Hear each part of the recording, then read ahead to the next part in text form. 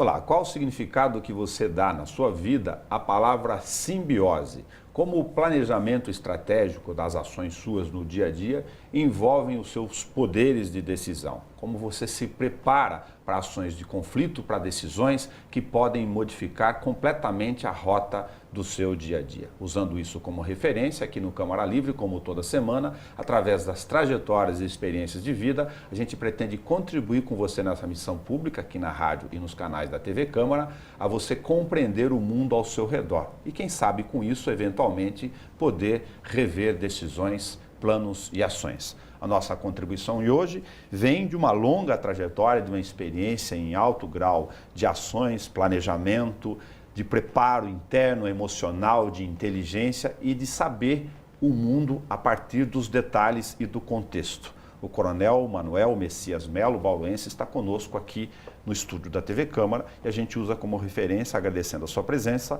o livro Simbiose com Você Mesmo. A gente não vai conseguir contar pela dimensão e grandeza a história do Pinheirinho. E já deixo aqui no ar um convite para que o senhor volte aqui para a gente falar especificamente com detalhes dessa extensa e complexa ação policial e de inteligência. Mas a gente quer usar essa expressão simbiose do senhor para poder fazer essa contribuição. Qual o conceito que o senhor tem hoje, diante de toda essa experiência que a gente vai contar num outro programa, sobre a expressão simbiose, Coronel? Na verdade, eu agradeço o convite e a oportunidade.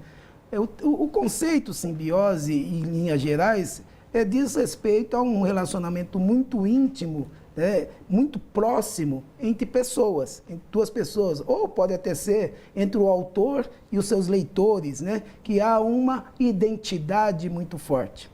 Mas o que nós usamos no conceito simbiose, especificamente numa situação de desafio, é que nós não conseguimos separar o profissional do ser humano, do pai de família, do membro de uma sociedade, enfim, todos os seus princípios e valores e a forma que você enxerga a vida impacta no seu desempenho profissional. E isso fica a todo tempo, em algumas dimensões, circulando entre você e você mesmo. Por isso a simbiose com você mesmo. É o momento em que você busca, numa situação de desafio, a possibilidade de se fortalecer em relação aos seus princípios e valores, de buscar resiliência para enfrentar esses desafios e, acima de tudo, para que você possa exercer o seu lado humano, mesmo diante de situações desafiadoras. Gestão de pessoas, técnica, experiência e equilíbrio. Sim. Quando eu disse as dimensões, são exatamente essas. A primeira dimensão, diante de uma situação de desafio, é a dimensão mental. É o momento em que você, com você mesmo, começa a equalizar, a medir, parametrizar a questão toda que está à sua frente. Isso é interno de você, é você com você mesmo, é a construção de uma estratégia global. E essa estratégia global, ela tem um momento psíquico e um momento mental dentro da dimensão mental. E a principal que eu vejo nessa questão é você analisar, conhecer o problema que está sendo apresentado, não fazer pré-julgamento e simplesmente entender o que está acontecendo. E para isso, eu recomendo no livro que a gente faça tantas perguntas por quê, quantos forem necessárias, para que você possa chegar à raiz do problema, ou seja, a um diagnóstico inicial que possibilite você aplicar uma elaboração de uma estratégia global logo em seguida. Pensando nessa abordagem que o senhor acaba de nos posicionar, me vem inevitavelmente à cabeça a palavra, do ponto de vista cognitivo, que se chama empatia. Se colocar no lugar do outro. De que forma esse elemento é essencial para as decisões que o senhor tomou? É totalmente importante, porque eu vou um pouco além no conceito de empatia. Nós devemos nos colocar no lugar do outro, mas como o outro fosse. Porque se eu me coloco somente no lugar do outro, mas com os meus valores, meus princípios, minha forma de ver as coisas, eu não vou conseguir aproximar daquilo que está acontecendo realmente. Veja que eu estava nessa operação, que foi a maior reintegração de posse da América Latina, diante de alguns outros totalmente diferente da forma de pensar, de agir, dos meus princípios, dos meus valores. Você tinha, primeiro, as pessoas em estado de vulnerabilidade, aquelas que precisavam de moradia. Mas incorporado a esse grupo, você tinha também as pessoas aproveitadoras de situação. E você tinha também uma liderança totalmente provocativa, que utilizavam as pessoas em estados vulneráveis como massa de manobra. Por outro lado, como comandante, como líder, eu tinha 2.000 homens, que eu precisava olhar esses 2.000 profissionais de segurança pública e, mais além, os seus familiares. Então, veja que essa empatia, ela era num ângulo muito grande. A cada momento, nós precisávamos entender os porquês de todas as partes envolvidas e encontrar um caminho, uma estratégia que pudesse abranger todo esse conjunto de pessoas. E por isso que nós tomamos, e eu falo no livro isso, uma decisão nesse momento, né? Observar o que diz a Organização das Nações Unidas para situações de retirada involuntária de uma área desse nível e desse porte. Por isso que eu disse que a pergunta, por quê, por quê, por quê? Até que eu não mais tivesse uma resposta disponível, ali sim eu encontrei a raiz do problema e eu podia partir a construção de uma estratégia. Levar em conta essa extensão que o senhor coloca da capacidade de todos os seus reflexos de empatia, entra num nível tal de necessidade de preparo, inclusive da próxima palavrinha, que é inteligência emocional, que é você abstrair, inclusive, além das suas convicções. É de fato tentar se imaginar no lugar do outro em situações extremas, como, por exemplo, esse conjunto de pessoas e líderes, por exemplo, que estavam em situação lá de aproveitamento de massa de manobra, por exemplo, que o senhor comentou, mas é ir além do elemento significado de trocar cadeiras. Sem dúvida. Você realmente tem que se colocar no lugar do outro, mas como o outro fosse. Por isso eu disse que uma das primeiras necessidades mentais desse processo, da dimensão mental, é você não fazer pré-julgamentos e nem ter preconceitos. Primeiro erro cognitivo. Porque senão você tem um grave erro de análise, de percepção, e você pode, a partir desse momento que você está buscando a resiliência própria, fazê-lo em uma medida muito diferente daquela que fosse necessária, principalmente sobre a ótica do respeito às pessoas, do respeito ao jeito de ser do outro e da forma, daquilo que está se buscando também. Você não pode ter esses preconceitos. Essa é a dimensão mental que nós utilizamos como a primeira parte do livro, inclusive, para dizer o que passou na cabeça do líder quando ele recebeu a notícia de um grande desafio que tinha pela frente. Não quero fazer nenhum julgamento usando o elemento de cognição, mas é inevitável do ponto de vista, inclusive da comunicação e do jornalismo histórico, eu pegar um outro referencial da história para pontuar esses dois elementos. Se eu pegar a história descritiva de planejamento e ação do Carandiru e comparar com o Pinheirinho, eu vou ver aqui, inevitavelmente, mesmo como leigo, elementos essenciais que, no mínimo, deveriam ter sido levados em conta aqui. Eu vejo um pouco diferente. Pode até ter levado, e eu acredito que tenha sido, muitos dos que atuaram lá, nós tínhamos contato, né? Eu já era oficial da Polícia de São Paulo, tenho convicção que havia preocupação. Entretanto, quando nós falamos em simbiose, não é uma dimensão separada da outra, elas se entrelaçam, elas a todo momento está em evolução. O que eu quero dizer com isso? Paralelamente à dimensão mental, você tem a dimensão cognitiva, a comportamental, que é de atitude, e a emocional, que está muito ligada ao conceito de liderança. Se você imaginar que você teve essa visão global, tudo mais, mas entra a fase seguinte, imediata, que é a cognitiva. A cognitiva ligada ao conhecimento. Aplicar o conhecimento teórico numa situação real, prática. As empresas hoje têm uma questão, uma falha muito grande nisso.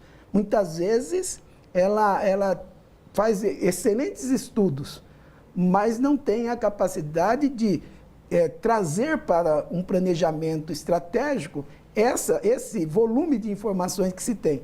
Então, por isso a fase cognitiva, logo a seguir, aplicar o conhecimento é tão quão importante quanto a mental. E a sequência não é diferente. Você planeja muito bem, você define os seus objetivos, faz uma grande análise de ambiente, de cenário, define objetivos, define estratégia, define indicadores, mas comunica bem isso, mas não tem uma boa capacidade de atitude de execução.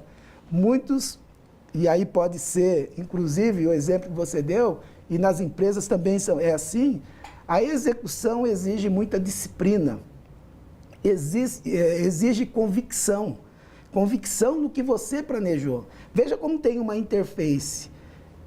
As estratégias que você definiu no planejamento, a partir de uma análise de cenário e de ambiente, ela está intimamente ligada com a construção da estratégia, porque eu até falo no livro, a estratégia você tem dois momentos importantes, um racional e um que é de imaginação. Porque toda estratégia você toma uma decisão no tempo agora, mas o impacto dessa decisão do tempo agora é num tempo futuro. E para você construir uma boa estratégia, você tem que estar com o pé no chão, no momento de análise de ambiente e cenário. Mas na hora que você vai enxergar o impacto daquilo que você decidiu, você tem que estar viajando para um novo tempo e naquele novo tempo imaginar quais são os impactos que lá vão acontecer. Então, isso é numa estratégia global que vai influenciar o cognitivo na realização, na elaboração de um bom planejamento estratégico. E aí eu posso te pensar na dimensão do cognitivo, onde se constrói e elabora um grande planejamento estratégico, quais são as perguntas que mais fazia quando terminei, né? Já para entrar na execução? É uma condicional, se e então. Então, a cabeça do líder ficava o tempo todo, se acontecer isso, então eu faço isso. Se acontecer isso, então eu faço isso. De tal forma que a gente gerou 3 grandes cenários hipotéticos e nele viajamos muitas vezes para entender quais eram os riscos principais que poderiam acontecer, quais as situações de inopino que poderiam acontecer, para que nós não fôssemos surpreendidos a cada tempo. Quando eu falo da execução, está dentro da simbiose. Imagine você colocar numa área de 1.300.000 metros quadrados, 2.000 homens de um lado, 7.000 pessoas do outro. Num espaço em que você não tem o contato visual, físico, com as pessoas que estão atuando nesse teatro de operações. Então, aí é importante todo o preparatório que foi feito a isso, toda a comunicação que foi feita a isso e, principalmente, a confiança nos níveis de comandamento que você tinha. O que comandava a menor célula desses homens até o que comandava uma grande massa de pessoas. Então, essa execução é fundamental. E circundando tudo isso, a cada momento, entra a questão emocional, que está muito ligada à liderança, né? E a liderança, eu gosto muito de James Hunter, no Monge Executivo, o líder servidor. Eu acho que nós devemos desenvolver nas chefias, nas gerências, nas diretorias, nos tenentes, nos capitães, nos majores, nos coronéis, essa ideia do líder servidor. Porque você constrói uma pirâmide do líder servidor que, inclusive, inclui, né, respeito, humildade, amor, no sentido ágape, amar incondicionalmente, no sentido de respeitar o ser humano, respeitar o outro, enfim, esse conjunto. E o líder vivenciando isso, ele consegue influenciar pessoas. Por isso o princípio da habilidade de liderança.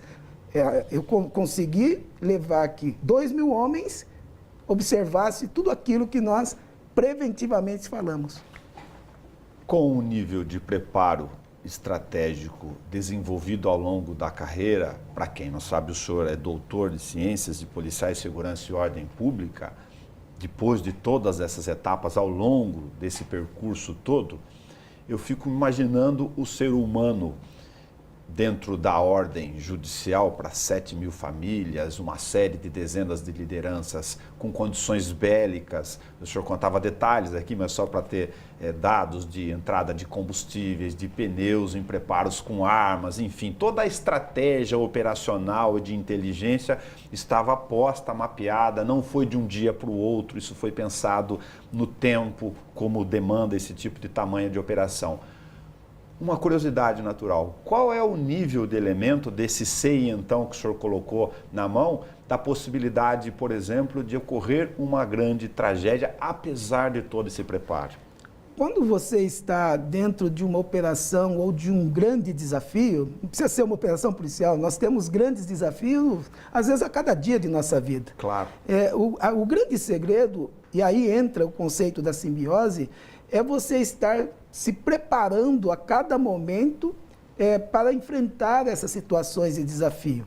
Você vai ver no livro, o leitor vai entender no livro e me perguntar como que você pensava, qual é a cabeça do líder? Porque o livro traz no exercício da liderança exatamente esse conceito. Como o líder se sente na situação, numa situação de alto estresse. E a cada momento que o planejamento e a execução foram se desenrolando, eu tinha meus sentimentos. E é aí que eu trago na dimensão emocional a minha prática. Eu oriento você voltar às suas origens, porque é na sua origem que está a essência dos seus valores, a essência dos princípios. Então, bacana que no livro eu trago, eu tenho a minha professora de primeiro ano viva.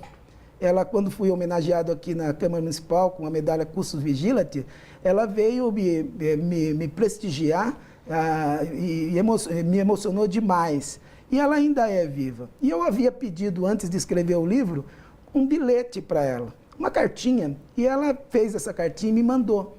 Porque eu digo exatamente isso, que para que você construa essa possibilidade de encarar situações de desafio, você não pode se afastar dos seus valores e princípios. Isso é fundamental. Eu não posso perder de vista, em cada um dos momentos, essa questão dos meus valores, meus princípios. Então, eu busquei na minha história de vida exatamente isso. Por isso que quando vinha o SEI, então, eu senti medo. Existia um medo. Alguém diz assim, mas coronel, o senhor sentiu medo? Lógico, só que eu tenho um conceito de medo diferente. O medo não deve inibir as pessoas de ter atitudes, deve simplesmente trazê-lo para uma concentração maior, para o seu grande foco, não deixar você desviar do foco, se preocupar com os detalhes, fazer o simples, em cima dos seus próprios valores. O risco era iminente, por isso era uma grande operação, a maior reintegração de posse da América Latina, ainda cercado de grandes conflitos. Mentiras reiteradas de profissionais de fazer as invasões, dizendo que havia vítima, que havia mortos, veículos queimados fora da área, no sentido de falar, houve violência. Quer dizer, tudo isso nós tínhamos estratégia para suportar. Por isso, é importante a dimensão cognitiva em construir um bom planejamento. Esse planejamento tinha 6 grandes objetivos estratégicos, voltados exatamente para mitigar riscos de uma decisão da dimensão mental, de que nós tínhamos assim, lá nós não deveríamos buscar o interesse pessoal, mas sim minimizar os impactos de uma ação, maximizando benefícios a todos os envolvidos, todas as partes, e reduzindo o risco que pudesse acontecer. Então, quando você mentaliza isso, que você coloca isso como o grande objetivo, você acaba conseguindo minimizar a possibilidade de desvios. 6 grandes objetivos estratégicos, 31 estratégias, todas elas no sentido de buscar esse objetivo, maximizar benefícios a todos e minimizar ou mitigar os riscos possíveis, obviamente. Por isso eu falo também, Nelson, sobre o resultado, o conceito de resultado aceitável. Se você me perguntasse, eu todo o tempo trabalhei com a possibilidade de não realizar o apoio ao Poder Judiciário e a saída ou a solução do problema fosse por via de conversação, por decisão do Executivo ou pelos próprios invasores, mas isso não foi possível. A polícia atua no último momento. Então, eu não tinha a opção de não fazer. Então, a partir daí, eu não posso ter o coitadismo. Eu tenho que me preparar para isso. E por essa questão toda é que nós conseguimos reduzir essa possibilidade de risco, embora houvesse naturalmente.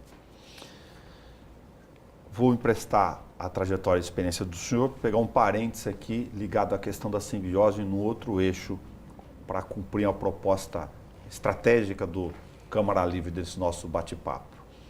Como cidadão leigo, transferir uma questão para o senhor que certamente está em alto grau. É indiscutível que a Polícia Militar, e sobretudo a do Estado de São Paulo, tem uma academia de preparação de procedimento, abordagem, do policial do ponto de vista estrutural do dia a dia.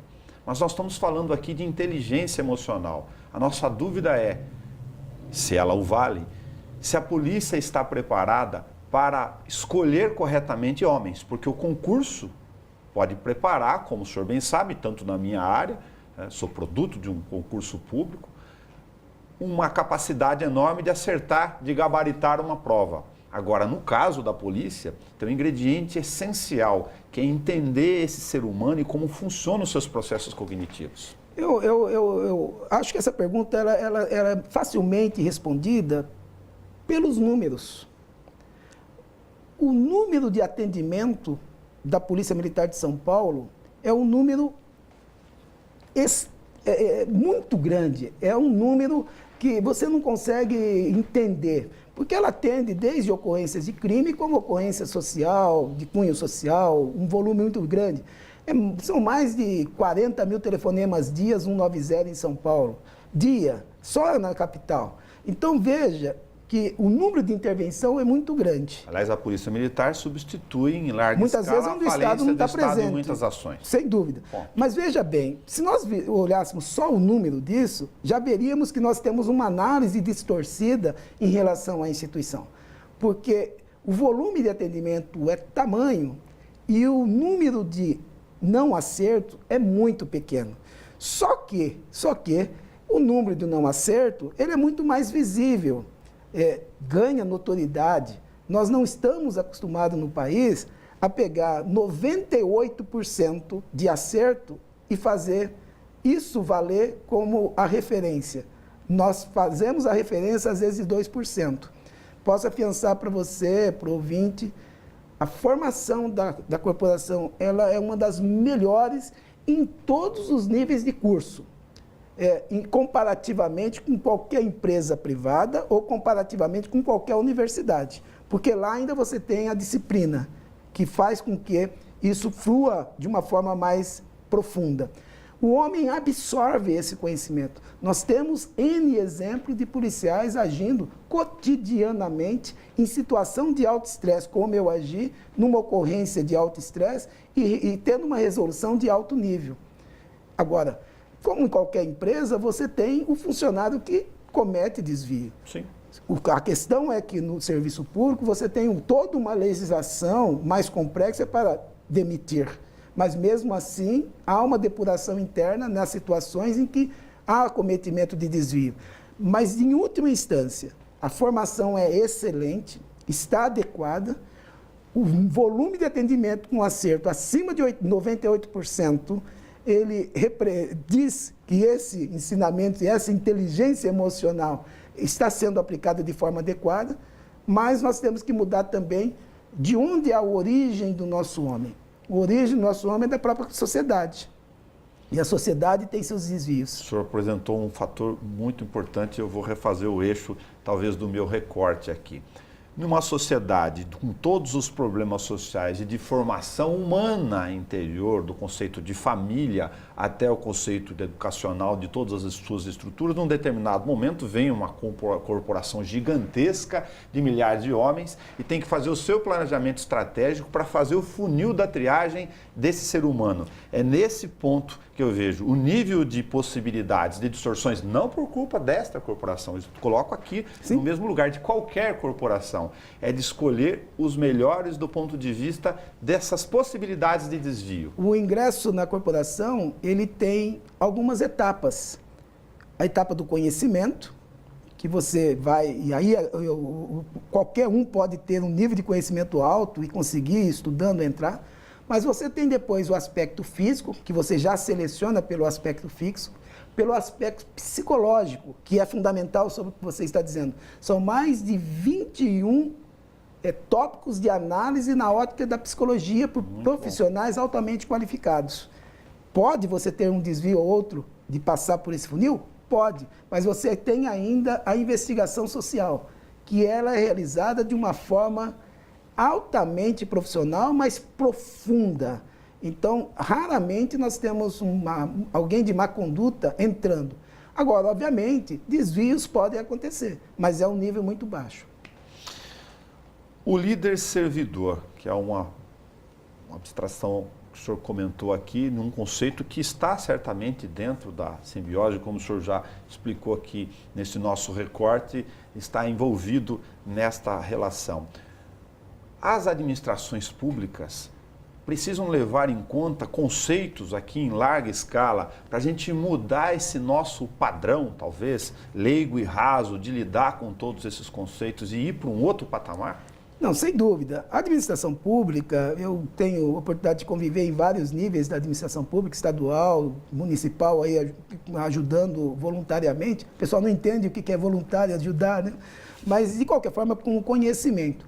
Mas eu montei uma palestra sobre o líder servidor e o servidor público. Tem íntima ligação. E fazendo uma relação entre os requisitos do líder servidor e os princípios da administração, você vai ver que há uma semelhança muito grande. Agora, é necessário que o líder gestor incorpore uma política de fazer com que as pessoas entendam essa simbiose entre os princípios, os requisitos do líder servidor e os princípios da administração. Por quê? Porque eles se somam e você pode ter, tanto na empresa privada como na empresa pública, essas duas figuras atuando com muita eficiência, que é o princípio da constitucional. Então, mas é necessário que a gente tenha essa visão. A Polícia Militar tem um programa de qualidade muito desenvolvido, um sistema de gestão muito bem desenvolvido. Lá se treina, lá se desenvolve, né? Tem reuniões de análise crítica. É preciso transpor isso para a administração pública, principalmente no executivo. Porque se nós conseguirmos colocar na mente do servidor público em todos os níveis, que ele é um líder servidor que está lá, enquanto servidor público, para atender o interesse público, com certeza nós teremos racionalização no uso dos meios, dedicação plena e exclusiva ao serviço público, compromisso com o resultado, indicadores que nos colocam de desempenho. Enfim, a gente vai entender que o papel do servidor público é servir ao público. E isso é um papel do líder servidor. E mais além, você tem chefias, diretorias lá na administração pública. Nessa relação com seus subordinados, entre aspas, com os seus colaboradores, há uma relação que existe na empresa privada, né? de hierarquia, de uma equipe. E para você chefiar e coordenar equipes, você precisa exercer a liderança servidora. Eu brinco que ninguém vai fazer algo para você pela cor dos seus olhos, mas vai fazer pelo respeito, pela forma que você trata. E veja que o líder servidor, quando se fala em princípio de respeito, é saber ouvir. Será que nós estamos sabendo ouvir nessa relação da equipe do serviço público? Então, somando essas situações, há uma simbiose entre o servidor público, que eu chamo de servidor público transformador, e o líder servidor, que é possível. Policiamento virtual e tecnológico. Para o leigo, é possível? A gente vai estar falando o tempo todo aqui de Pinheirinho, um caso concreto, não tem jeito de quase todos os recortes, ou todos eles. Uma viatura hoje, uma situação muito simples do dia a dia, ela tem condição de checar quem sou, a minha placa, a minha origem e saber eventualmente se dentro deste carro tem alguma coisa que leve ele a poder, sem me abordar, saber quem está se falando? Eu vou fazer uma interface com uma outra pergunta que você me fez sobre a inteligência emocional e sobre esse olhar que muitas vezes a sociedade tem em relação à sua polícia. A Polícia Militar de São Paulo, ela trabalha com alta tecnologia.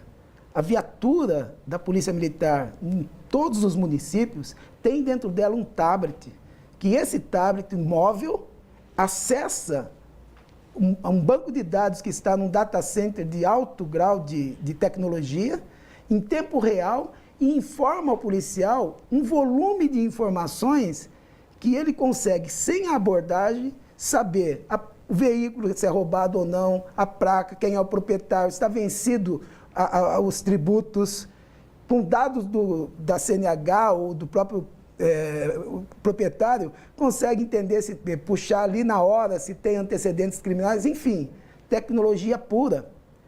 Para nós nos orgulharmos da Polícia de São Paulo, eu me lembro que a Polícia de Nova York, o Departamento de Polícia de Nova York, veio à Polícia de São Paulo conhecer como que conseguia a Polícia de São Paulo, a partir da viatura passando em determinado território, identificar no tablet aqueles que eram procurados da justiça que estavam frequentando próximo àquele local, por exemplo. E eles não conseguiam fazer isso lá.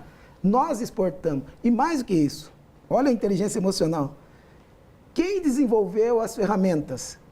Os próprios oficiais e praças da Polícia Militar. É próprio desenvolvimento. Então, assim, nós temos que ter uma olhada, eu brinco que nós temos que olhar de helicóptero, uma visão sistêmica. Nós estamos pensando muito pequeno. Nós só tentamos olhar para os defeitos, não olhamos para as virtudes. Tanto é verdade que eu tenho, na minha formação, eu não chamo de defeito. Eu olho assim, virtudes todos nós temos e nós temos que olhar para as virtudes. Aqui estão as oportunidades de melhoria. Então, nos defeitos, se nós passarmos a chamar oportunidade de melhoria, todos nós podemos contribuir para diminuir as possibilidades e oportunidades de melhoria para aumentar as virtudes. Eu acho que esse é um processo de crescimento. Como eu faço o desafio angustioso, mas no sentido positivo, de fazer recortes de vida aqui, a partir da simbiose com o senhor, quando eu vou pegar dois elementos que dariam um programa por si só e pedir desculpa pela dimensão da pergunta. Se a gente olhar a questão dos conceitos morais, da formação da família, do papel do Estado de fazer esse primeiro elemento aqui, juntar com outro operacional estratégico, nós temos milhares de quilômetros de fronteira seca, arma e droga. É possível uma visão sistêmica que possa juntar esses dois conceitos que eu coloquei para resolvermos no tempo esse desafio? Eu não só vejo as duas questões de armas e drogas, eu vejo hoje, de uma forma mais ampla, o momento que vive o país. Qual a mensagem que nós estamos dando top-down? Qual a mensagem que os nossos governantes estão dando para a sua comunidade? Né? Nós precisamos pensar muito bem isso. Isso reflete de forma muito forte na formação das bases sociais que vão evoluir para um novo tempo. Então, a questão dos planejamentos, eu vejo que há grandes planejamentos. Se você for para qualquer uma das questões, existe planejamento. Só que a falha está na execução desses planejamentos. Né? Então, veja, quando você distribui o orçamento público, ele é muito bem distribuído e não é pouco volume. Mas é necessário que você tenha uma visão de eficiência na aplicação desses recursos para atingir objetivos que às vezes estão lá no planejamento, mas por desvios outros, não chega para aquilo que precisa. Não tenho dúvida que há planejamento para a entrada de armas no país, que tem para combate às drogas, existe, mas as distorções na aplicação desses planos e grandes projetos, por várias questões, não só financeiras, né, também por questões éticas, é que faz com que o problema cresça e os dois polos distintos não se aproximem. Coronel Manuel Messias Melo, obrigado por conversar com a gente sobre defeitos transformados em oportunidades e fazer essa simbiose com a gente aqui no Câmara Livre. Eu que agradeço, muito obrigado pela oportunidade. O senhor já fica convidado para a gente fazer um capítulo específico, operacional, estratégico, para ter a dimensão a partir dessa história real com todas as suas amplitudes do Pinheirinho, acho que é Pinheirinho, 2012. 2012. Né? 2012, janeiro de 2012. E se tem alguma questão que eu não dei oportunidade para o senhor falar, por favor, fique à vontade. Não, eu acho que é muito importante esse tema e veja que ele surgiu em cima de um termo simbiose que nós colocamos no livro. Simbiose com você mesmo, como vencer desafios. Porque ali você tem um fato real dentro desse conceito teórico sobre essas dimensões que nós conversamos aqui. Obviamente, a parte operacional disso, ela tem que ser tratada numa situação mais abrangente, mas conceitualmente, o resultado aceitável que tivemos, nenhuma vítima, foi em decorrência da aplicação desses conceitos que eu entendo de suma importância. Muito obrigado. No Câmara Livre você está convidado, lógico, a conhecer detalhadamente cada uma dessas etapas, do ponto de vista da publicação, simbiose com você mesmo, a história real da reintegração do Pinheirinho pelo Coronel Manuel Messias Melo, nosso convidado aqui no Câmara Livre. Até o nosso próximo encontro.